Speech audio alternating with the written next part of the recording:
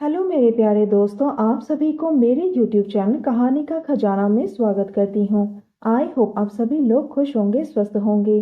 चलिए दोस्तों, आज आप सबको मैं एक नई कहानी सुनाती हूँ। उसने कहा, चलो माहौल को खूबसूरत ही बना लेते हैं। चांदनी रात में उसका चेहरा चांदी की तरह चमक रहा था। मैंने भी उसे निराश करना ठीक नहीं समझा और उसकी मांग को पूरा करने लगा। मेरा नाम अतुल है और मैं इंदौर का रहने वाला हूँ। मेरी उम्र 25 साल है और मैं दिखने में काफ़ी हैंडसम हूँ। मैंने अपनी एमकॉम की पढ़ाई पूरी कर ली थी और मैं एक प्राइवेट कंपनी में अकाउंटेंट के तौर पर काम कर रहा हूँ। मैं और राजीव बहुत ही अच्छे दोस्त हैं। हम दोनों ने बचपन में एक साथ ही पढ़ाई की थी, लेकिन वो मुझसे उम्र में 1 साल छोटा है। राजीव के घर में उसकी माँ और 2 बहनें हैं। उसके पिता का निधन 2 साल पहले ही हो गया था। तब से वो ही घर की पूरी जिम्मेदारी उठाता है। राजीव की बड़ी बहन का नाम माधुरी है। वो मेरी ही उम्र की है, जो दिखने में बेहद ही खूबसूरत है। और उसकी दूसरी बहन का नाम दीपा है। दीपा की उम्र 23 साल है। वो दिखने में माधुरी से भी ज्यादा खूबसूरत है। किसी हीरोइन की तरह दिखती थी। मैं और दीपा 2 साल से एक दूसरे को पसंद करते थे। एक दिन राजीव ने कहा कि उसकी माधुरी दीदी की शादी तय हो गई है।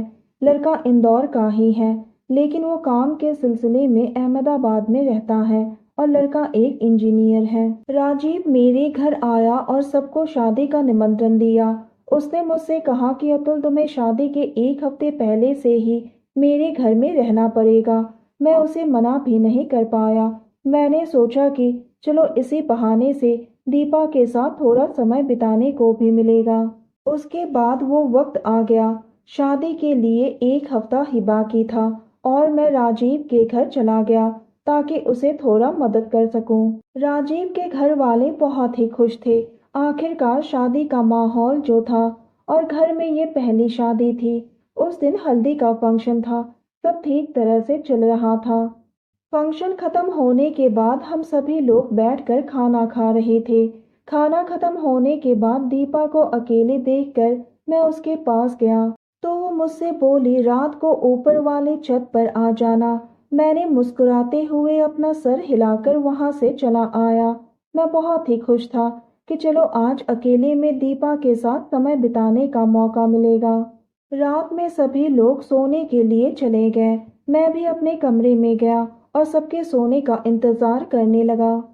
रात के 12 बजे के करीब मेरी आंख खुली तो मैंने देखा सभी लोग सो रहे हैं। मुझे लगा कि यही अच्छा मौका है, मैं दीपा से जाकर मिल लेता हूँ। मैं तुरंत वहां से उठकर छत पर गया तो मैंने देखा वहां पर पहले से ही कोई सो रहा है। मैंने सोचा दीपा ही होगी, क्योंकि इसी ने ही तो मुझे मिलने के लिए छत पर बुलाया था। दोस्तों, थोड़ा सा समय निकालकर इस कहानी को अंत तक जरूर सुने। दोस्तों, आप लोग चैनल को सब्सक्राइब करना भूल जाते हैं। दोस्तों, आप सबसे रिक्वेस्ट है कि चैनल को एक सब्सक्राइब करें और वीडियो को एक लाइक करें। दोस्तों, आप लोगों की एक लाइक और सब्सक्राइब से बहुत ही मोटिवेशन मिलती हैं कि हम ऐसे ही कहानियाँ आप सबके समक्ष प्रस्तुत कर पाएं। दोस्तों, हम बहुत ही मेहनत से कहानी लिखते हैं। आशा करती हूँ कि यह कहानी आप सबको पसंद आएगी। चलिए अब कहानी में आगे बढ़ते हैं और आपको यह कहानी सुनाते हैं। तो मैं बिना कुछ बोले उसके बगल में ही लेट गया और आराम से उसको अपनी बाहों में भर लिया, लेकिन उसने कोई प्रतिक्रिया नहीं दी।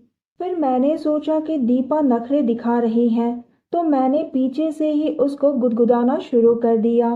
तभी वो अचानक से मेरी तरफ पलट गई तो मैं उसका चेहरा देखकर डर गया। वो कोई और नहीं थी बल्कि माधुरी दीदी थी, जो अपने होने वाले पति से बातें करने के बाद ऊपर छत पर ही सो गई। मैंने सोचा आज तो मैं बहुत ही बुरी तरह से फंस गया हूँ। माधुरी दीदी गुस्सा होते हुए बोली, अतुल तो तुम हो, ये तुम मेरे साथ क्या कर रहे हो? मैंने डरते हुए कहा, माधुरी दीदी आप। माधुरी दीदी ने तुरंत ही बोला, तो तुम किसके साथ ये सब करने वाले थे? लगता है अब मुझे सच बताना ही पड़ेगा। मैंने डरते हुए कहा, दीपा और मैं एक दूसरे को पसंद करते हैं। दीपा ने ही मुझे ऊपर छत पर आने को कहा था। तो माधुरी दीदी ने मुस्कुराते हुए कहा, ओ तो तुम दोनों एक दूसरे को पसंद करते हो। और तुमने मुझे दीपा समझ लिया। मैंने कहा वो मुझे लगा कि दीपा सो रही है, इसलिए मैंने आप ही को दीपा समझकर अपनी बाहों में भर लिया। मुझे माफ कर देना। माधुरी ने मुस्कुराते हुए कहा, तुम्हें माफी मांगने की कोई जरूरत नहीं है। मैंने कहा वो दीदी। अरे तुम बार बार मुझे दीदी क्यों कहते हो? हम दोनों तो हम उम्र के हैं, तो ये दीदी बोलना मुझे छोड़ दो। मैंने माधुरी से अनुरोध किया कि ये बातें दीपा को ना कहे। उसने कहा ठीक है, पर एक शर्त पर। तुम मुझे दीपा ही समझ सकते हो। वैसे भी मैं 2 दिन के बाद इस घर से विदा होकर चली जाऊंगी। माधुरी ने कहा, जब तुमने माहौल को खूबसूरत बनाने का प्लान किया ही था, तो चलो माहौल को खूबसूरत ही बना लेते हैं। मैंने माधुरी का हाथ पकड़ लिया। चांदनी रात में उसका चेहरा चांदी की तरह चमक रहा था। वैसे भी लड़की की जब शादी तय हो जाती है तो वो पहले से और भी ज्यादा खूबसूरत दिखती हैं, और माधुरी तो हल्दी लगाने की वजह से और भी खिल उठी। उसने कहा कि तुम इसे मेरा शादी का तोहफा समझ लो। मैंने भी सोचा, जब एक होने वाली दुल्हन कुछ मांग लेती है तो उसकी मांग हमेशा पूरी की जाती है। मैंने भी माधुरी को निराश करना ठीक नहीं समझा और उसकी मांग को पूरा करने लगा और माहौल को खूबसूरत बनाने लगा।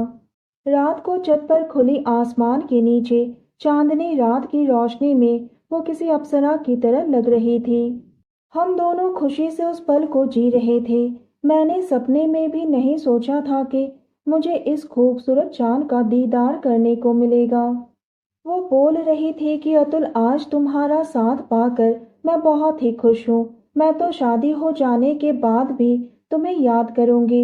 इस खूबसूरत पल के लिए तुम्हारा बहुत बहुत शुक्रिया। मैं सुबह के 4 बजे अपने कमरे में वापस आ गया।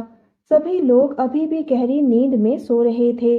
उसके 2 दिन बाद माधुरी की शादी हो गई और वो अपने पति के घर चली गई।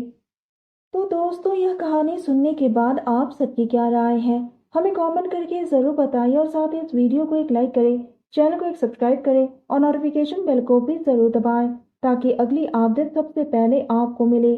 दोस्तों, आपकी एक लाइक और सब्सक्राइब से बहुत ही मोटिवेशन मिलती है कि हम ऐसे ही कहानियाँ आप सबके समक्ष प्रस्तुत कर पाएं। आप सबने अपना कीमती समय निकालकर इस वीडियो को सुना, इसके लिए आप सभी को धन्यवाद करती हूँ। धन्यवाद दोस्तों।